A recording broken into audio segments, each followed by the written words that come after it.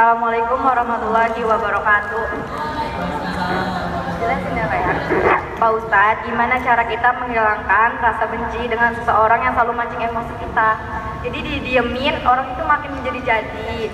Terus kalau kita lawan makin banyak masalahnya. Jadi gimana solusinya? Oh iya, cara menghilangkan benci kepada seseorang.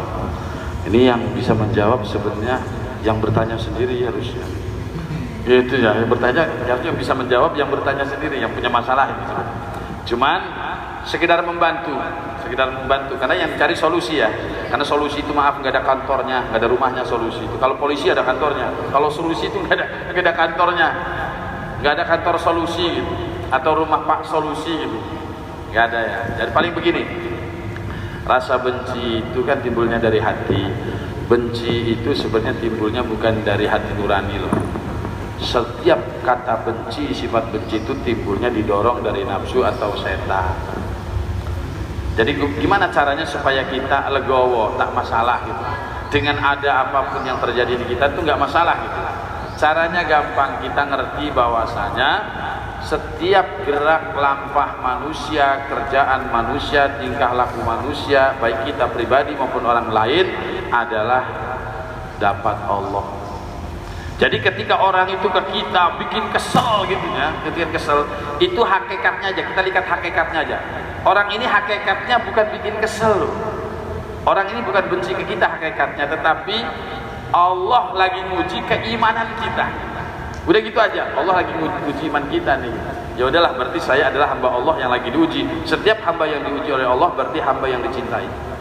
Berarti kalian harus bersyukur jadi hamba yang dicintai oleh Allah, yang terkena ujian hewa kabatur atau sengit ning batu disengiti uang musenda baise gitu. Karena begini neng, Allah menciptakan kita itu dua kali. Pertama Allah menciptakan jasad teteh-teteh, kata Allah laqad khalaqnal insana fi ahsani taqwim. Allah menciptakan teteh dalam keadaan rupa yang indah. Cungure najan pesek, wong Indonesia melakukan bangir lah tapi ke pesek kan gitu.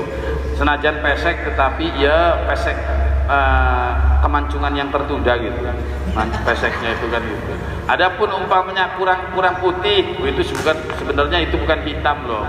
Ini cuman kurang jelas aja lampunya gitu. Jadi kalian diciptakan oleh Allah secara jasad, secara fisik adalah indah, udah indah. Artinya ada banyak yang tergila-gila nggak? Ada ya, ada yang tergila-gila, ada yang gila gitu. Kan ada yang tergila-gila, ada yang gila gitu. Masing-masing. Yang kedua, Allah menciptakan kita jiwa. Tadi Allah menciptakan raga, sekarang Allah menciptakan jiwa. Dalam Al-Quran disebutkan laqad khalaqnal insana fi kabad. Surat apa, ada yang ingat? Surat Al-Balad. Surat Al-Balad atau surat apa itu? Laqad khalaqnal insana fi kabad. Surat Al-Balad ya. Maka itu Allah mengatakan, aku ciptakan manusia dalam keadaan pungah pangeh. Itu bahasa Jawa. Bahasa kitanya apa? Allah menciptakan manusia berserta masalah-masalahnya. Ketika Allah menciptakan teteh-teteh, jadi di dalam perut saja, baru di dalam perut sudah punya masalah. Ada yang nendangin terus gitu kan masalah. Ada yang bikin orang tuanya gitu tuh. Mambu Jalil gitu kan. Mambu Mangawi gitu. Itu sudah masalah. Ketika di dalam perut aja sudah masalah. Begitu lahir kalian pasti dipesertai masalah-masalah. Jadi terus bagaimana menyikapinya? Sikapi dengan bijak. Artinya begini, ketika kita benar maka kita ketemu masalah. Ketika kita salah pasti ketemu masalah. Itu orang hidup. Karena memang Allah menciptakan kita itu laqad khalaqnal insana fi kabad. Allah menciptakan kita itu berserta masalah-masalahnya. Pasti ada masalah. Kalau pengen berhenti masalah, modar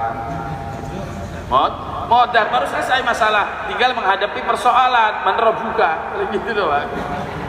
Selesai. Setiap hidup itu pasti ketemu masalah. Ya aku ngaji terus, puasa terus, ibadah ngaji, ibadah rajin, puasa rajin, kok kenapa aku ketemu masalah terus? Kan gitu. Setiap orang salah maupun benar pasti ketemu masalah. masalah. Gitu kan, ketika benar disebut masalahnya itu disebut ujian. Disebut ujian.